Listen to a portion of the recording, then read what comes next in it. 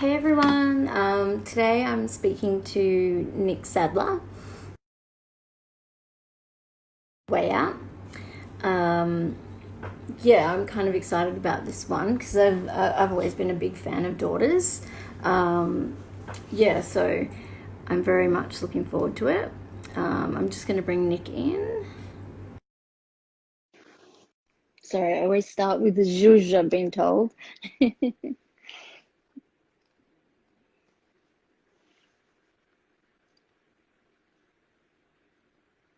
Just waiting for Nick to join, so it won't be a moment. And if you have any questions, please send them through um, to the little question mark down the bottom. Um, and then I can bring them up as well. Hi, Nick. I think we're both sending each other requests. So I'm just, here we go. Hang on. Should connect in a second. Can you see me? Yay! Yeah. Hey, how's it How going? cool, good, how cool do you look? Huh? How cool do you look? Thanks. Hold on, I'm gonna turn you up a little bit. Okay. I'm loving the hairdo Thank you. and the little braces and the thing. Appreciate it. I can't help it. It's a fashion thing. Love Oh, it. okay. Yeah, How are you? I'm okay. I'm good. It's midnight here. Oh wow, is it? Yeah, yeah, Jesus. yeah. But you're Yeah, it's still I mean awake and you're pumped. I'm awake until like 5. I don't sleep very well, so I'm up all night most of the time. Yeah, yeah, same. I'm the Yeah. same, exactly the same. So yeah, I'm always about around and about. So whatever, it's crazy. Oh, and a cat in the background, love it. We've had so Oh, many, we've had so many pets like dropping into these. that's Dolly. Awesome. She's cute. She's super Thank you. cute. Um, Thanks so much for coming on. I was just saying that I've always been a fan of Daughters. Yeah. And I've Thank you. always like been really fascinated. Like obviously I haven't been able to see you guys play live. Yeah, yeah. Um, but I've always been really fascinated by videos and like photos and stuff of you guys playing live because it's just you lose your shit and in an amazing way. And it's like it just looks so intense and like amazingly like you know, just like chaotic and like so in like just you just get so into it. Yeah. And I love that. Like I love that intensity. Like is that something that is just you or do you like is that just when you get out there on stage you're like fucking ah, or you kind of it's your like Uh, outlet. it's not premeditated stuff. Yeah, We yeah, don't yeah, sit around as a group talking about what we're gonna do. Like tonight, we really got to go off. Nothing like that. And yeah, yeah. the proof is that you're likely to catch a show where I'm not doing anything, depending on what my mood is or whatever. Sometimes I can't rise to Or the the occasion. I can't make myself do it, and so I'll just be standing around, kind of just playing the guitar. But yeah, like if is you that do like see crowd something, energy as well? no, I mean sometimes it's just me. You Mm. know, I don't know. I don't really, up until last year, I had no reason to think of myself as a professional anything or an entertainer of any kind. But, Yeah, so sometimes, I was quite used to the idea that like, I should do what I feel when I'm there. And if I don't feel like, doing something, physical up there, then, then that's just the show. But yeah, yeah. last year I learned we're in a place now where that's just really not that cool to do. And so I spent most of the year getting better and better and better at trying to be there for the people who spent money to come watch us play and do their thing. And so, but if you catch me in one of those moments, it's usually because I am in my own little space and I'm having a good time, and it's a little flow state moment. Yeah, yeah. And that's like that's what you want to see, I guess. It's hard when you but I guess it's hard on both sides. Like if you're in the crowd and you're watching someone and they're like you can tell they're just not in it. Like they're just like, looking away, or I the know. worst is turning their back on you. Yeah. That's the worst one. Or like when they just say, That's how we started, by the way. The whole band yeah, used to face away from the yeah, audience. yeah. And a lot But of people do it, we were just especially, we just weren't any good at that. We were embarrassed. You know what I mean? yeah, yeah, We were kids and we just didn't know how to be up yeah, there. yeah. And I think a lot of bands start like that until they Yeah. get confident enough to like turn around and look at people, like the eye contact and having people staring at you, like Yeah. must Yeah. be like full on, like because I get very easily distracted. So if I was like playing an instrument or doing something, and I'd see, if I saw someone in the crowd making a face or talking or doing something, I would immediately be like lose the word. This is an issue I have, sometimes someone will say to me after the show, I saw you looking at me, or we made eye contact. That is almost never the case Yeah, because yeah, I'm doing everything I can to sort of tune the audience out. yeah, Which again, it's not very professional of me. I should be trying to engage the audience more. But in terms of eye contact and stuff, I sort of feign that by kind of looking in a direction towards the audience. And then yeah.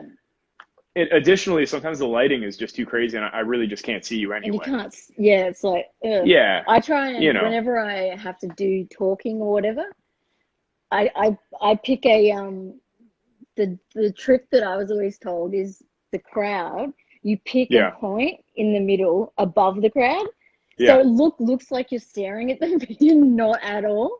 yeah. And then like, That's kind of it.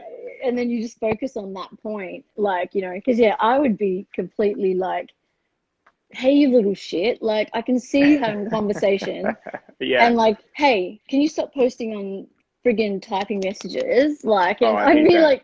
I I'd be hate like that. freaking out. Like, I don't mind if someone's taking a photo, like, just so they Yeah. or a quick video.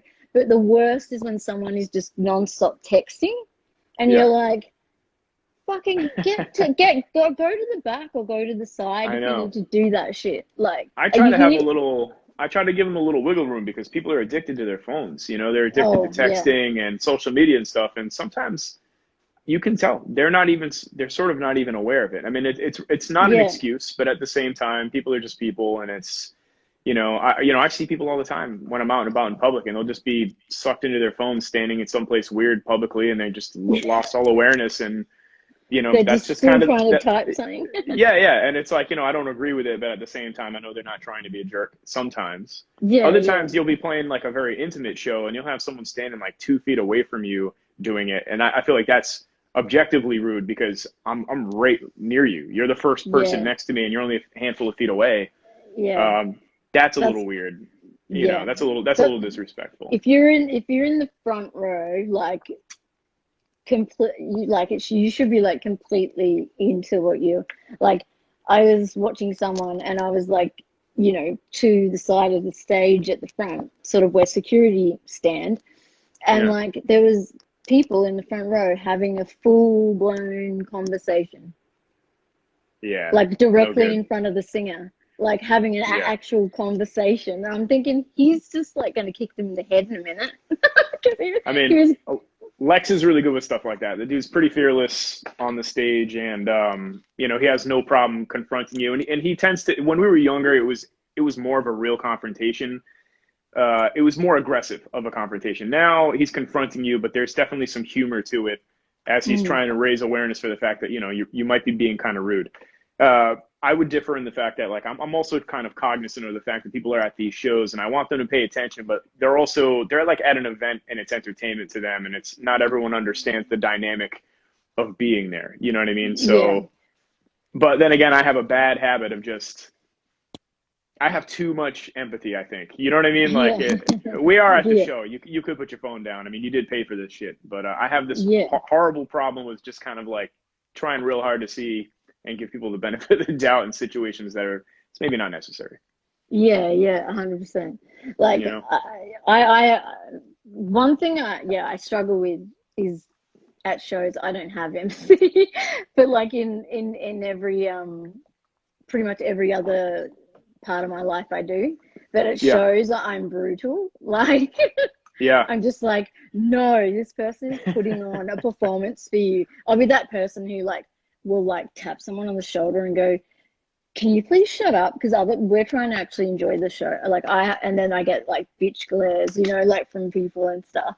Yeah, yeah. But like, it's just like, No one wants to I be corrected. I mean, even if they can tell inherently that they're wrong, I mean, that's like the state of the world right now. That's what it's like being in the United States. It's yeah, like you yeah, can tell that some people know that something they're saying or doing is wrong, but there's just no one wants to be told shit, and I yeah, get that. yeah.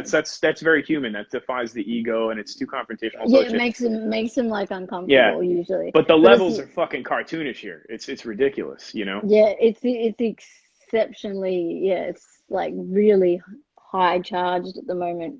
It You doesn't can make any see. sense here. It's a weird time to be in this place because all these things you always knew about it and felt about it are just right up top now, and you know, uh, it may be more prominent and multitudinous than you maybe had suspected previously. Yeah, yeah. It's really And strange. like, It's embarrassing to be banned from Europe. I That's so know, crazy to me. I know. And I think you're gonna be banned from Australia as well. I mean, I don't That blame that's anybody. I mean, why the that's fuck would coming. any of these countries want any of these sick people coming? But aside from that, why would you want any of these wacky ass Americans coming to your nice ass country? Like I spent a lot of time in Europe last year, and the whole time before any of this stuff happened, I just kept thinking, man, this is all so much better than home. Yeah. It's like we're living in this weird like lie. There's like it's like propaganda that we're like this the best place. It's like the only people who fucking believe that are people who live here. It's nutty. Yeah, It yeah. doesn't make any sense. Yeah, it's like the whole like, American dream thing, but yet you guys are so screwed by your government and like, you know, everything. I Like know. it's like I mean, I think that stuff existed at some point to some degree, but I mean, I think if it very did, early days. it's slipped now. Mm. If it ever did Yeah, exist. I mean, I don't know. As they say, when was this place ever great? yeah. I think it only kind of applies to, like people who've come from like really bad, like third world, war-torn places and stuff.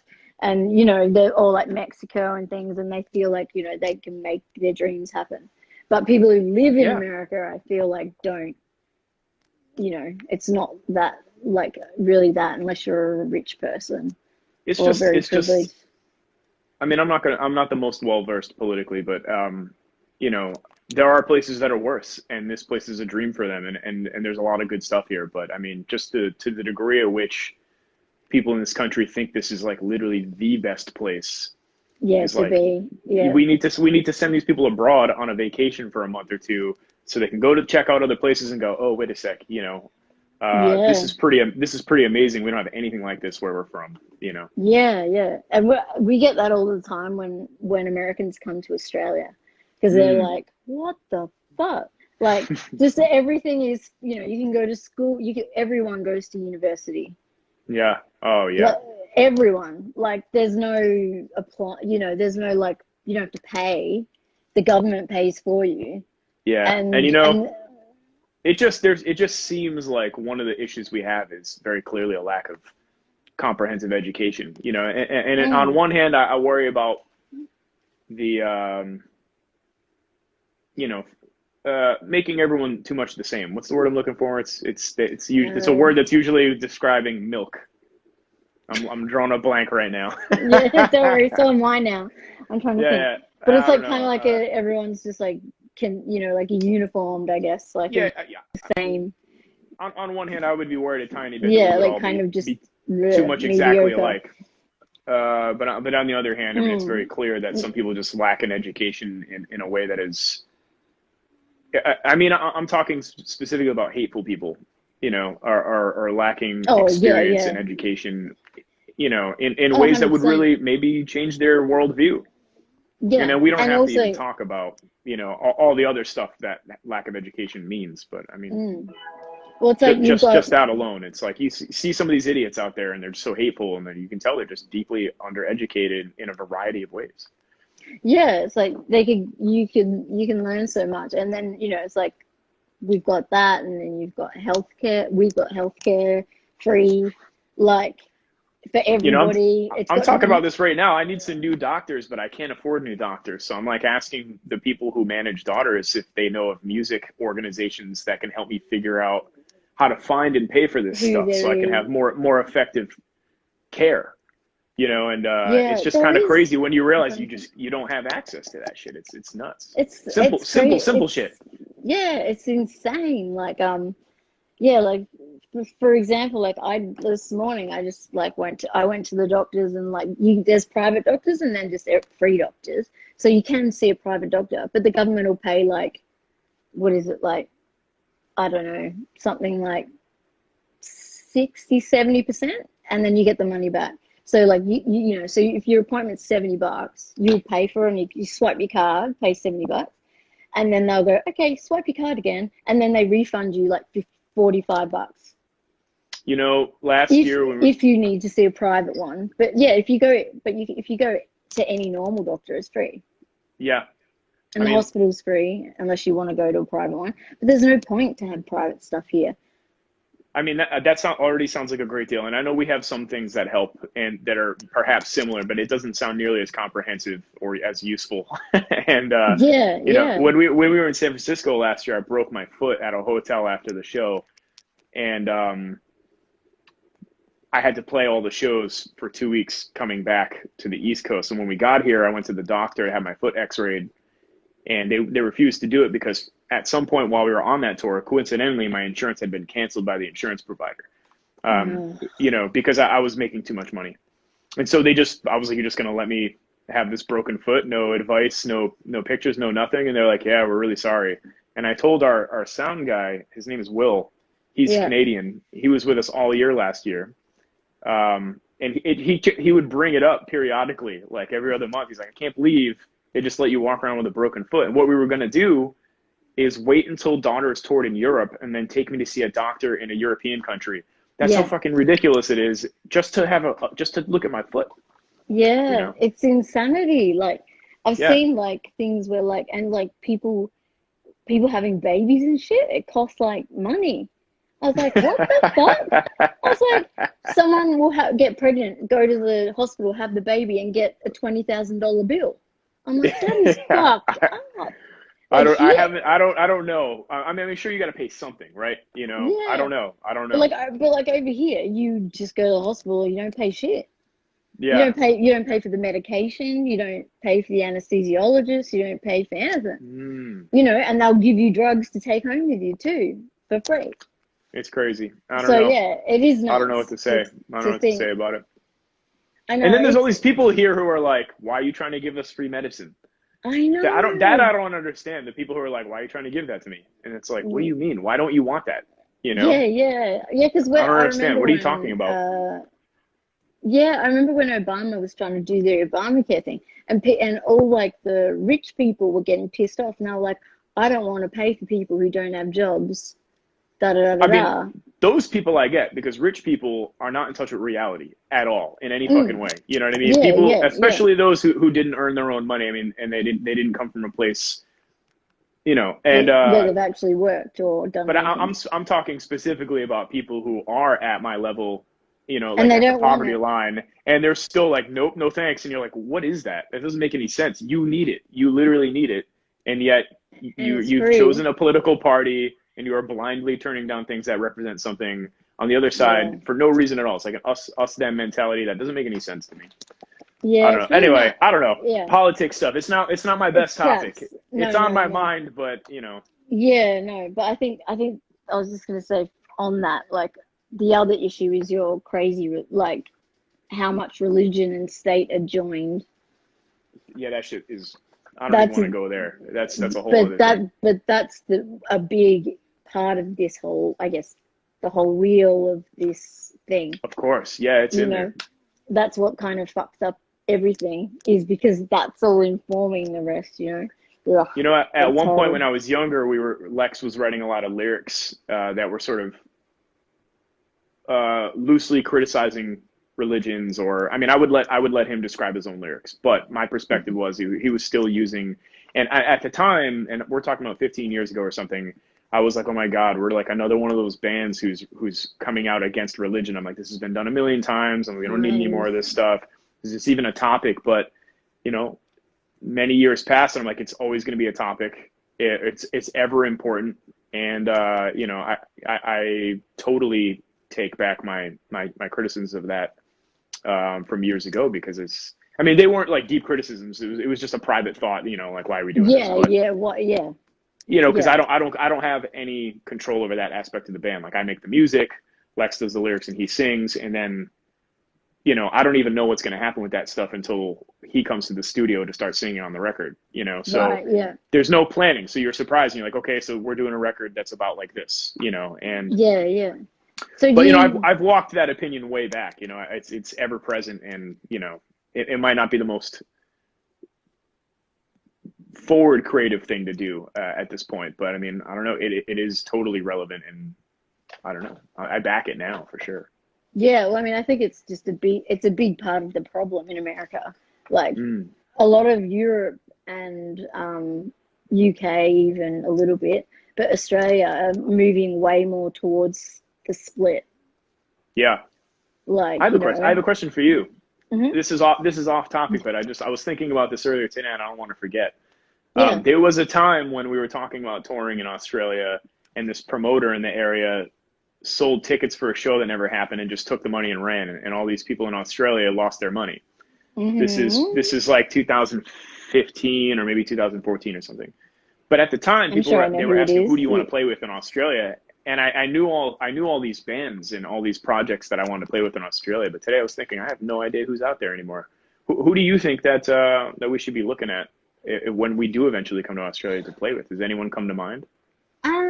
There is some like we've got a huge underground thing going on at the moment, massive.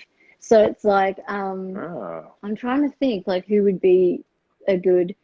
I mean, there's a shit ton now, a shit ton. yeah.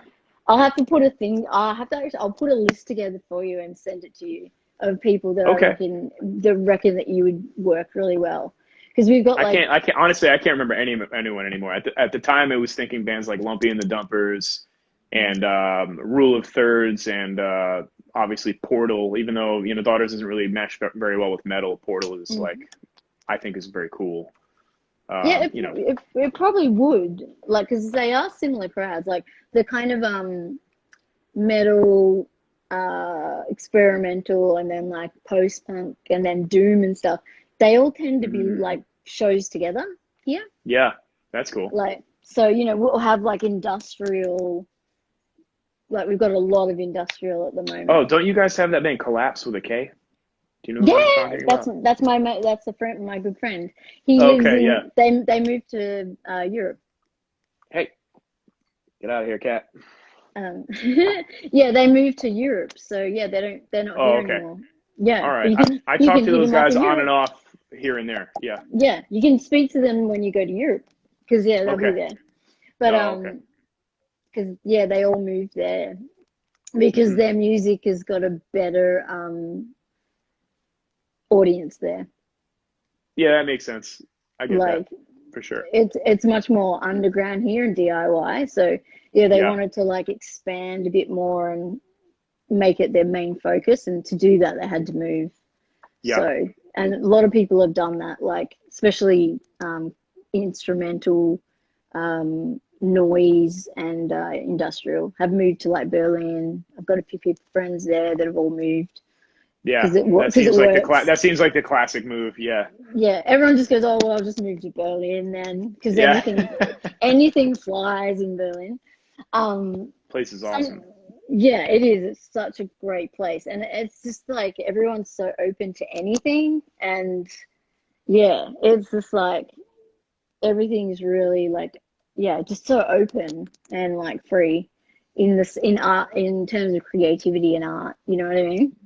It's Yeah, just like definitely. whoa, It like seems to yeah, have always been some sort of focal point in that regard, you know, going back many yeah. decades. There's Well, always they Berlin. have they have like music a special like music creative like visa that's geared for musicians. Like no one else in the world has that I should unless do that. you're yeah they When they let us back in, that's the first thing I'm doing. Yeah, so they have like this special visa. I think I don't know if it's a year or two, but yeah, like a whole band, like a whole, my three of my friends have a band together, and the whole three of them moved on that visa. Really? And yeah, and it goes for a couple of years, and then you have to do something to renew it or whatever. But yeah, it's purely for arts and music Oh, because that's cool. they want the Berlin to be like a hub for that kind of thing. So yeah, Hmm. and apparently it's easy to get as long as you can show, you know, that you're a musician and you've got records and da da da. So I got a um, couple of those. yeah, so you'll be fine once Yeah. it all opens back up and shit, and just I mean, do I a literally runner. thought that I would go there this summer. That was Yeah, at the beginning of the year. I was like, all right, well, I have all this time now. I'm gonna go back to the places that we just toured in that I loved and spend more time with people that I met there and looking around. And Berlin was on that list. yeah, Obviously, that's I have to put that off now, but I do yeah, want to yeah. go. I also really want to go to Australia. I'm really sad we couldn't play Dark Mofo. Canceled. I know. I Maybe, heard I heard maybe that they look. burn a huge spider. They do lots of great things. Yeah, Oh, okay. yeah, they do amazing. Yeah, I did a They I was sort of on the down low working with an artist that I was going to do Dark Mofo next year. yeah. But now it's all like up in the air because we don't know if they're going to get the 2020 lineup to play Oh, next year. you know what? I haven't heard anything about it. That doesn't mean they haven't contacted someone who represents daughters, but Mm. a lot of the Uh, things that we had to cancel this year were actually just rescheduled for next year, except Dark Mofo, mm. which is like I said, which is disappointing. And it sounds amazing, and it's one of those It's cool, it's the for best. So cool to be involved in, and I it will, looks great. and I'll tell you that Yeah, they look after the artists so good. that's really great. That's good One to of know the because some places they just don't. Oh my God, they just throw money at you. I'm telling you, they're great. Oh, I see. Yeah, yeah. They like give you pocket money. They like put you in really nice hotels. They drive you everywhere. They're so nice. Like Uh, I went over there with King Dude when he played, and it was like, yeah, it was nuts. They would get an envelope of cash for pocket money each night. I Like have never experienced that ever in my life, but yeah, exactly. this is a first. Yeah, This is the first time for everything. and it's just so fun because you have all these bands playing, and then you have all these amazing art exhibitions and installations and everything all going on, and you know, Yeah. and all that kind of stuff. So yeah, hopefully they reschedule, and you get to come back, and that's a perfect opportunity then to come to Oz Okay. while you're here because it's like just a quick flight. Hmm. So Cool. yeah, and if Dark Mofo are already paying for your flights and stuff to go there, then it's, you know, all you need is someone cool like a promoter here who'll pay for the get you there to here. You know Wait, what I mean? am I misunderstanding something? Tasmania, is that considered? That's I mean, Oz. that's Australia, right? Yeah, yeah. Okay. All right. Sorry. It is, but it's like that little. It's just like a little island. But we just sort of stayed, yeah, Oz because it's like we separate them between Oz and Tas tours, and you know what I mean. I see. Yeah. Um, So yeah, like you can come over to the mainland, I guess, you know. Okay. Gotcha. Yep. Yeah. I get it. Um, that kind of vibe. But yeah, the lineup was epic. I don't know if you know who any of the other people were, but it was really good. I knew some You of the know, people playing, and it was like, sometimes I don't want to look because it can be, it shouldn't be, but somehow it is innately intimidating. There's something sometimes in the periphery. I just kind of don't want to know who we're playing before and after and all this other stuff. It'll get into my head a little too much, and I might get overwhelmed.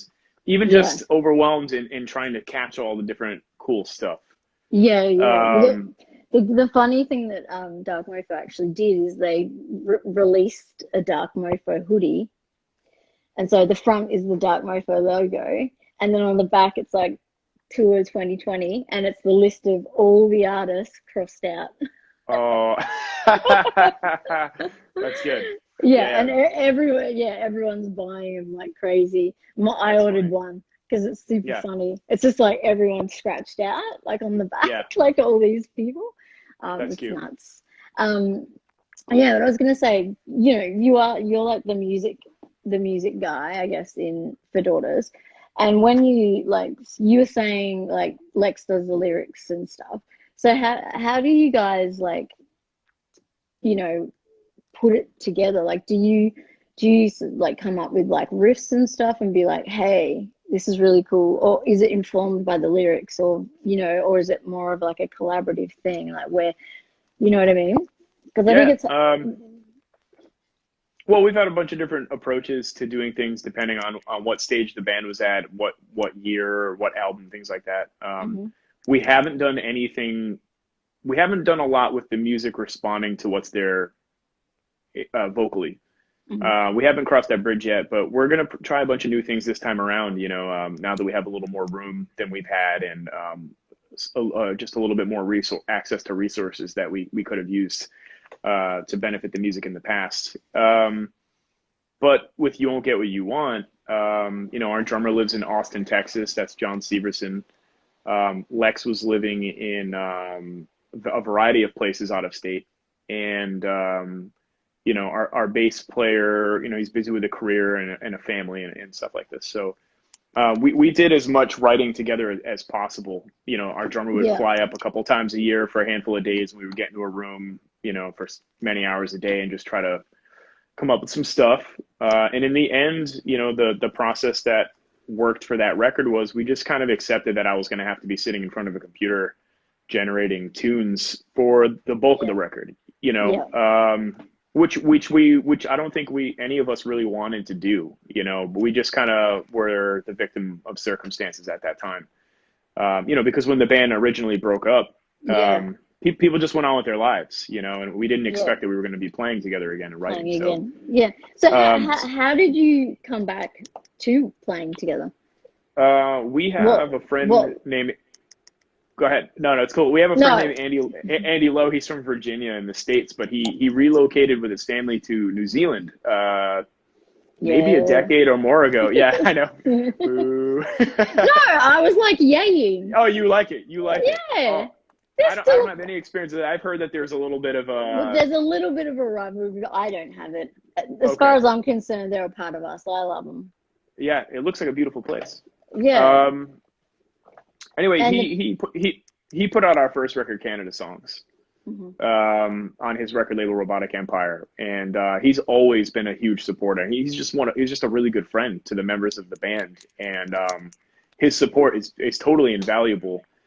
And he and I rekindled our friendship via emails and texting and things like this, and Messenger, Facebook Messenger, when I wasn't doing anything. I went through this period thinking I wasn't going to make music anymore, and I was trying Mm. not to intentionally.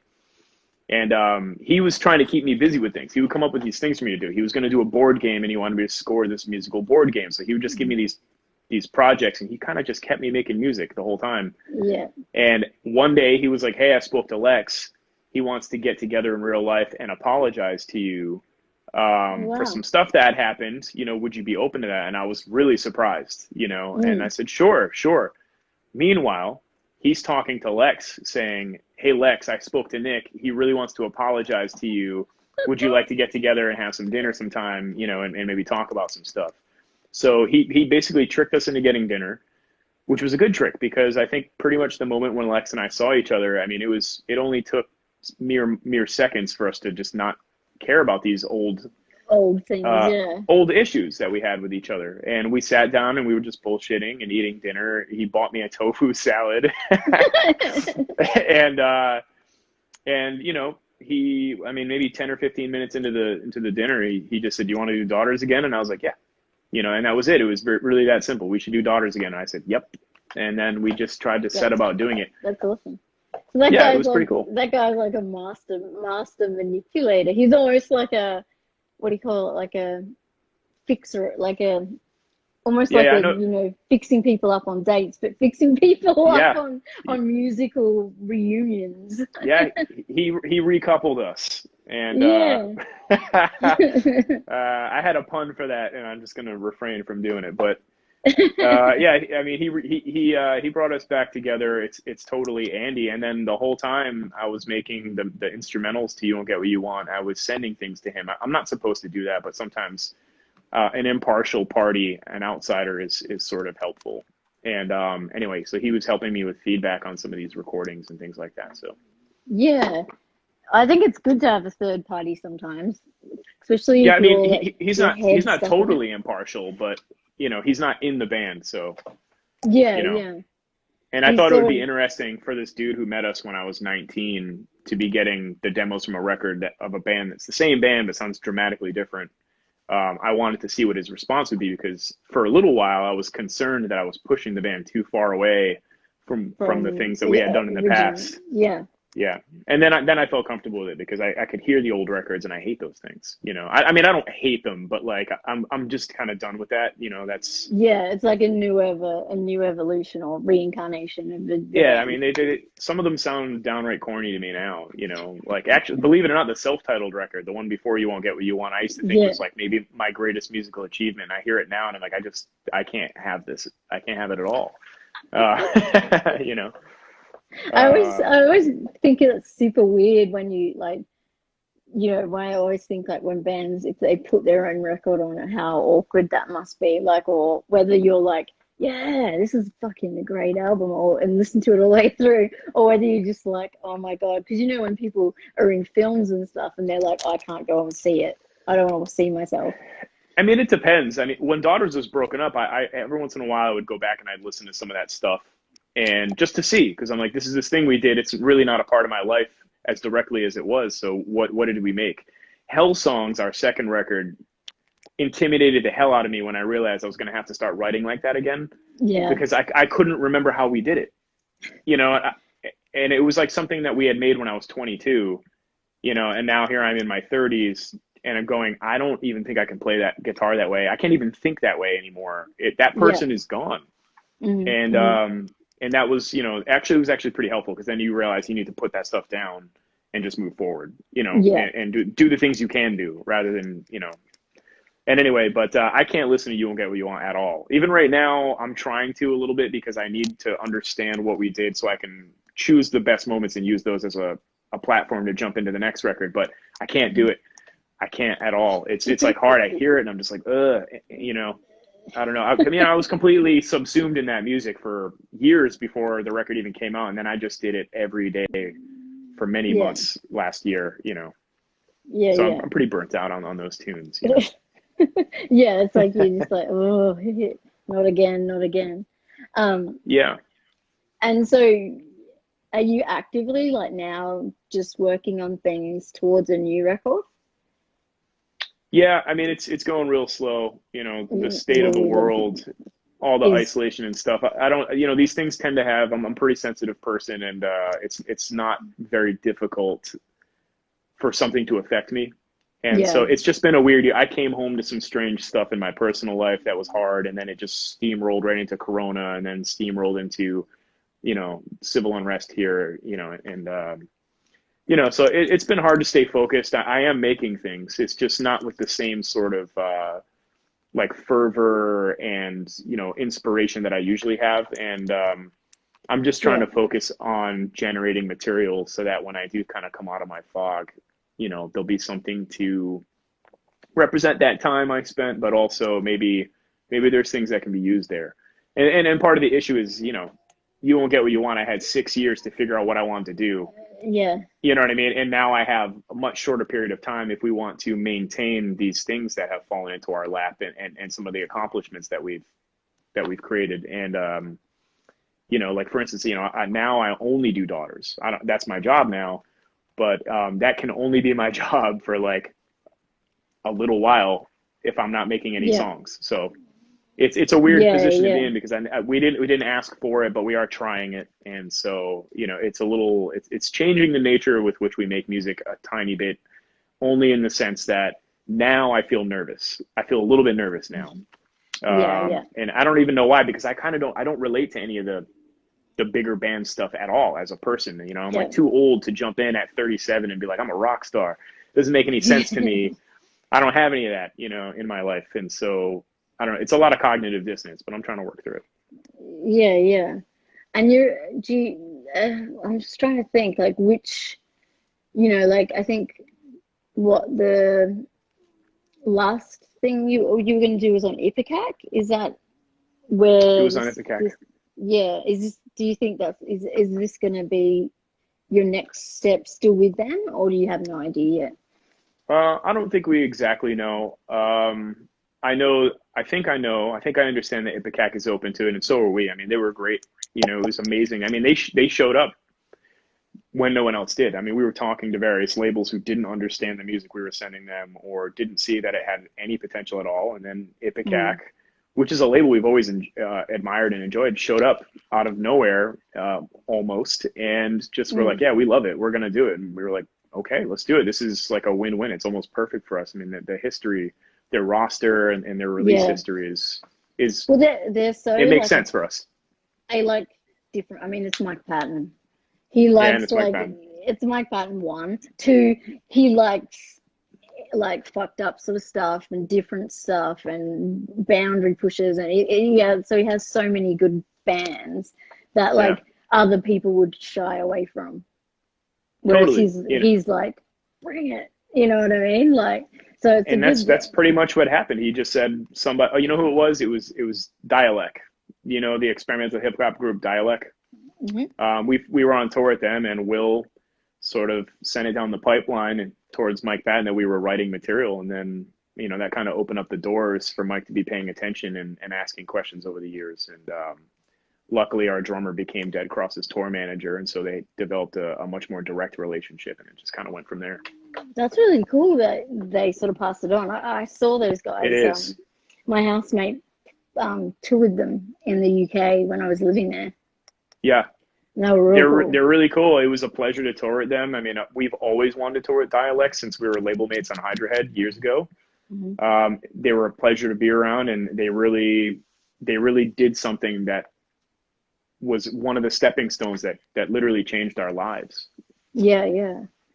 So I was just going to say, daughters is number one on, your focus. So is that mean, obviously Way Out is done or No, Way Out's still going on.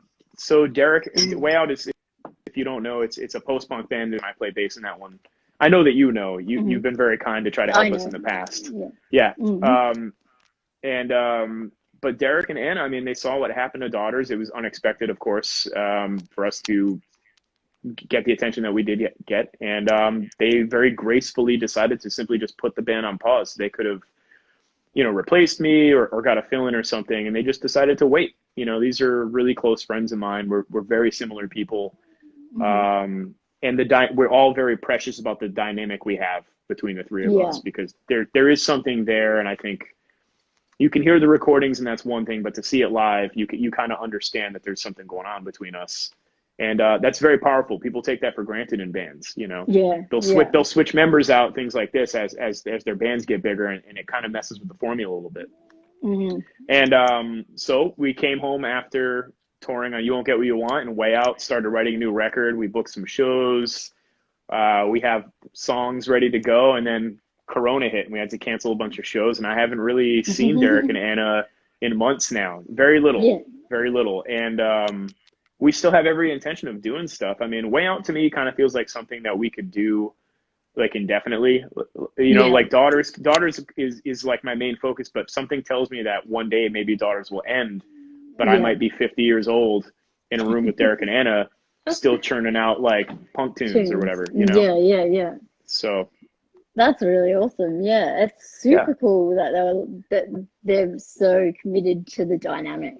Because yeah, it does suck when you sometimes, when you have like such a good thing going and then they just like yeah, right, replace that yeah. person and that I mean, person and and they had every right to do whatever they wanted to do, but mm, it might have been a good time for the band to take a little break anyway and just kind of reassess, because it's post punk, so it's tough. You can really very easily get stuck in one lane in post punk because yeah, there's a very discernible formula in that genre, and it doesn't take much to be pretty good at that.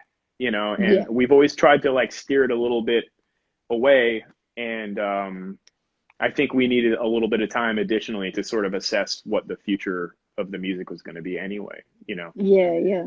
So I guess then, do you have like your own, I guess, way that you view like how you're gonna like what way out is versus what daughters is, and how what you create for that, like, you know, Well, your way out daughters, brain.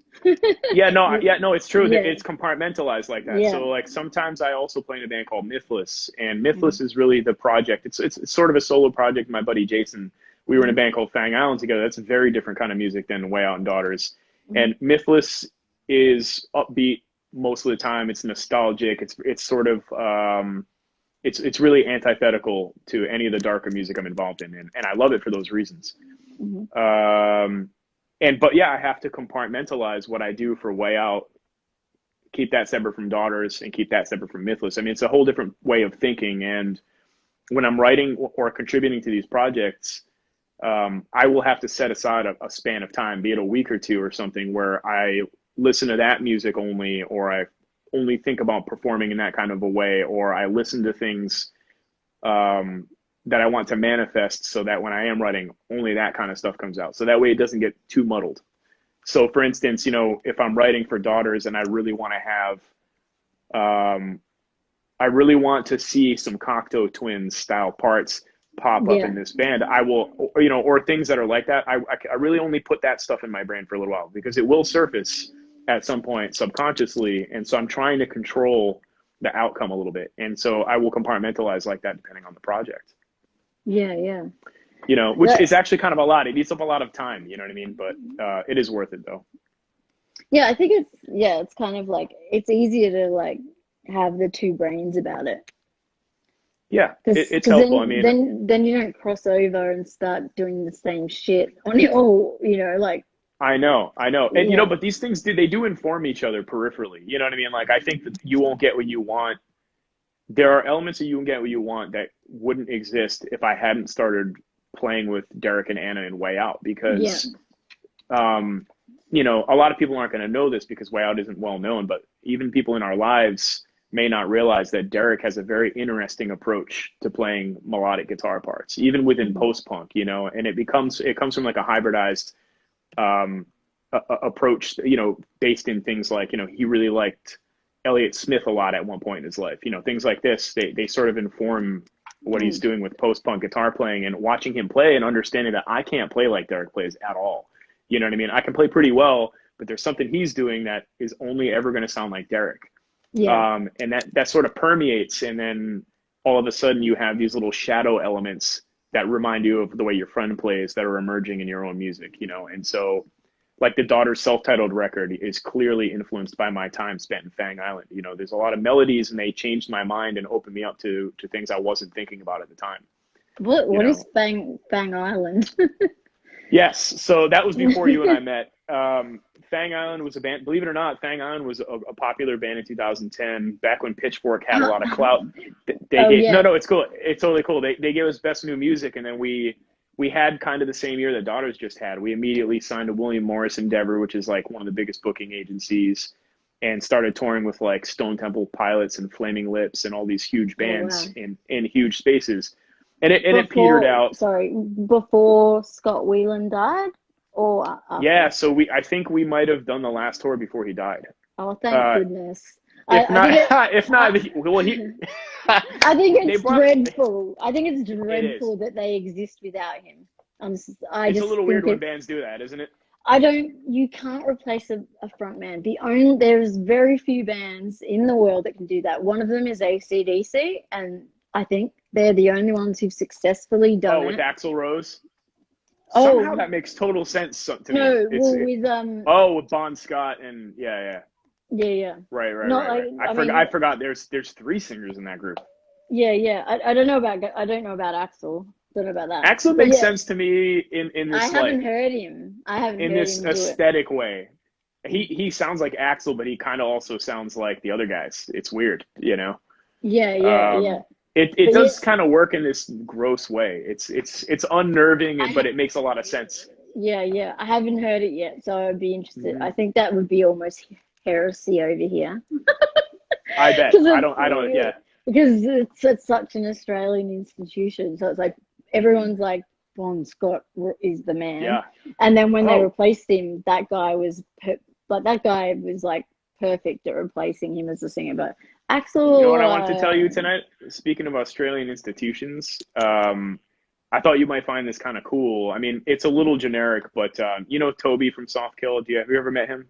yes, Are you aware of the group I Softkill? haven't met him, but I know him. Yeah, and his Oh, okay. partner. Okay, yeah. We're working on this Roland Howard cover right now that we're going to release later this year, and I'm pretty stoked on Sensational. it because that's always been one of my favorite guitar players since I was a kid. And Hmm. I started this cover in 2012, and it just kind of sat there until one day I was like, Toby, and I'm literally working on it right now, and I'm really happy with it. It's really cool, and I just wanted to tell you that because it's like this little Australian That's thing. amazing. Yes, Yeah, please, yeah. please let me know, and I'll pass it on to his brother. Oh, that would be very cool. Yeah, I did That would be a immeasurably book. cool, actually. Yeah, well, I did what do you call it? When we had all the bushfires over here, I worked on Hmm. like a benefit, and Yeah. yeah, I got Roland's brother Harry, who's Hmm. also in lots of really great bands, and he was in Crime Like in all my this. favorite bands. Yeah, Yeah, he was in Crime in the City Solution with Harry. I mean Harry, yeah. Roland, and With Roland, yeah. and yeah, like and I hit him up because he had like there's a new book coming out that's Roland's guitars, and it's like What? yeah, yeah. I'll ask if he's still got one. And so basically, he had this book that he was printing and selling everywhere. So they were playing a reunion, like a show here in Australia, a tribute, and then getting all these amazing people. And then they went to Europe and well, and did they got Lydia Lunch, Nick Cave, and that to come and join. Mm. And Yeah. yeah, and they were selling the book there and stuff. But yeah, when I was doing the benefit, I just hit up Harry and was like, "Hey, I know you've got your thing coming up and that new book." I was like, would you be keen to like give me a copy and we'll say like as the first copy Yeah. before it goes on sale, and like just write something and sign it and we'll auction it off for the bushfires. Yeah, and so Hmm. I went over to Harry's house and it was amazing, like Wow. all looking at all his pictures of Roland on the walls, and yeah, and Is he consider? I mean, obviously, in a broad scale, he's not considered as famous as Roland Howard. You know, obviously not. But in Australia, he must be something of a name to people who know who he is, right? I mean, even oh hearing you talk yeah. about him, I'm like, Yeah, this yeah. guy. He's a Hmm, really cool guy. And that's yeah, cool. he was just like over the he just loves his brother so much. And Uh-huh.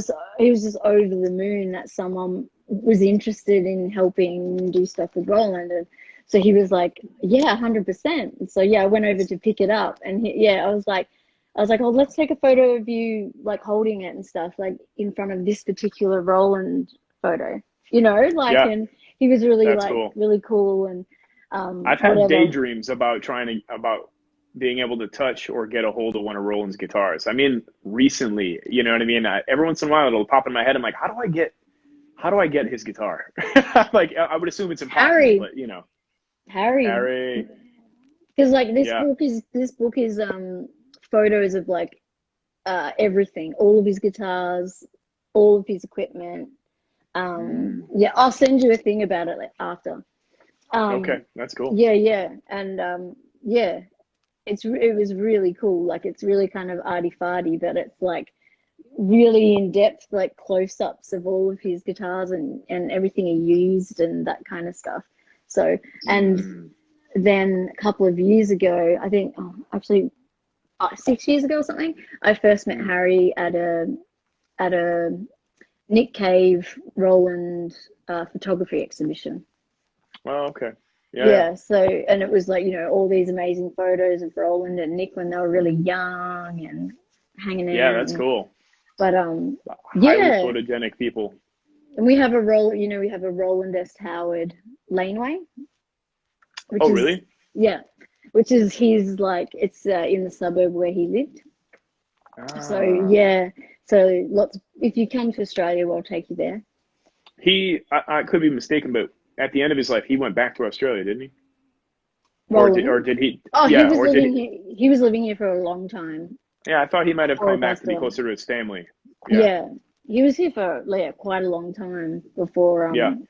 Yeah, once Hmm. he wasn't with birthday party and that anymore. He moved Hmm. back. These Immortal Yeah, Souls is part of the DNA of the Last Order's record quite a bit because for some reason in those years I got hooked on the song "I Ate the Knife." I don't know if you know yeah, this one, but yeah, it just stayed with me for some reason, and that ended up on a lot of playlists and things that I was listening to, privately. Just this one, these Immortal Soul song. I mean, I'm familiar with all of it, but this one song for some reason just struck me. And, yeah, yeah, it's got this swinging noir, just this like pendulum, and then the lyrics are just bizarre, abstract. I ate the knife. It's yeah, cool. yeah. He's really like I guess macabre. Have you watched Autoluminescent, the I did documentary? I actually rewatched it recently because it's on Amazon here.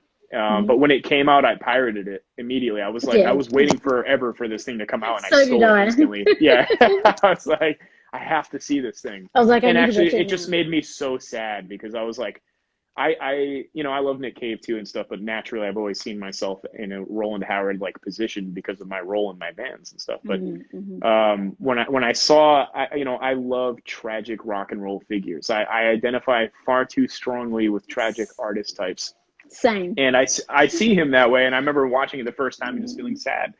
I mean, like, Yeah, this dude has written some of the greatest music and the greatest modern rock music, and influenced so mm, many people. And it's like, how could he possibly have been living in? He should have been living in a much higher place in my mind. I mean, he lives in a higher place in my heart, but to watch him yeah, live and not have the same successes as some of his peers, always felt yeah, always felt incorrect. yeah. It was really a difficult thing here in Australia because it's like everyone loves him now, but when he was alive, people didn't turn up to his shows Hmm. and stuff like Yeah. that. It was really fucked up. And like, um, there's I don't know if you know Be Suburban. You should look them up. They're like an Okay. Aussie. They're an Aussie like you know band that was around, and they had Roland S. Howard open for them.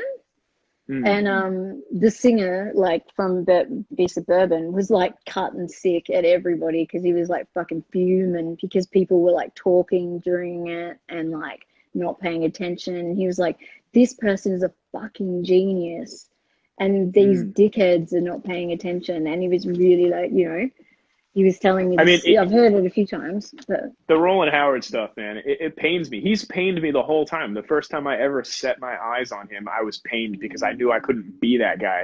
As soon as I saw him, I was just like, oh my God, look at the way he looks. I'm like, the nature of my physical makeup is so in opposition to the way Roland Howard looks that it's actually created a bit of a rift in terms of me seeing myself in rock and roll because for a long time I was still weighing. There's a period when you're developing your sound and your place in music where you sort of weigh yourself against what you know is good, right? yeah, And so when I was young, right away, I'm like looking at Roland Howard. I'm like, fuck, man. Well, that's like, to me, that's like the pinnacle of looking cool in a rock and roll band. I don't look like that at all. And I'm small. I'm really small. That guy's but he huge. he He's like he, this, he is, but he's but tiny. I don't feel that Like way he's now. I'm little. fine now, but he that's when he started painting me when I was like right away, and then I heard his guitar playing and his songwriting. I was like, come on, man, and then on and on it goes. And Hmm. it pains me now to see that he was sort of he was kind of obscure. I mean, the whole time he was obscure, I'm in the United States, completely madly in love with this guy, rewatching birthday party footage and Wings of Desire and stuff, so I could look at him hundreds of times, over Yeah. not hundreds, but over and over and over and again. It's the So same it's just funny that these people in can exist Europe. and walk around. Yeah, Europe I and don't. It's weird UK that are people can obsessed as exist. They're well. like obscure where they are, but on the rest of the planet, there's just like scores of people who are just enamored with And his I guess, accomplishments. yeah, and then there's like an underground army, I guess, of Roland Hmm. supporters, you know. For And sure. I had the pleasure of meeting his partner, who, and she, like, Oh, and she, very nice lady, but oh God, someone, that lots of things were stolen of Roland's, really? yeah, by so-called friends that came over to visit and then just stole his shit and like, yeah, really bad. And That must be very strange. That must be really weird because he knows why they're taking it, but they're still taking it. So it's like yeah, flattering and it's awful. Yeah. Well, she was like, this is what I've got left of this person who's really important. She, like, he lived with her even though they were broken up, like, but until he died. So those things were really important to her, you know. I was just Hmm. going to say, we're getting that stupid, annoying warning. So I'll just hang up and call you back. Okay.